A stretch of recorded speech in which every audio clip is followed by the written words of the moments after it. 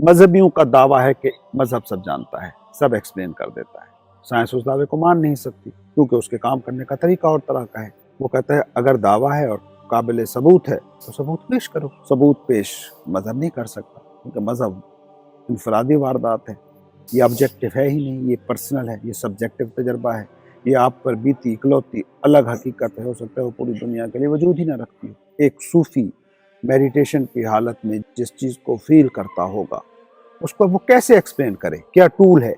एक बंदा psychedelic drug experience करता है, मैजिक मशरूम, LSD, XYZ कोई भी चीज़, वो जो चीज़ तजर्बा करता है, मैटर उसे जिस तरह नज़र आता है वैसे तो नहीं है, आवाज़ें जिस तरह से सुनाई देती हैं वैसे नहीं है, सबूत कैसे दोगे।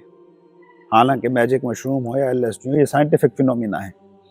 साइंस ने बताया ना कि इसमें कुछ ऐसी चीज़ें हैं, ऐसी ड्रग्स हैं जो आप पर एक हालुसिनेटिंग कैफियत तारी करती हैं।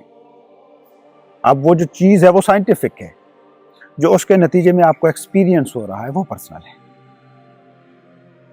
अगर आप इस अप्रोच के साथ जाएं तो दोनों की गुंजाइश बन जाती है आपकी ज़िंदगी में, साइंस की भी और पर्सनल तजर्बे की भी, जिसे आप मजहबी तजर्बा कहते हो। इन दोनों के दरमियान जंग है ही नहीं, दोनों का फील्ड ही अलग है। अल्टीमेट चीज़ एक ही रहती है कि आप इस पूरी कायनात के एक एक फिनोमिना को नहीं समझ सकते।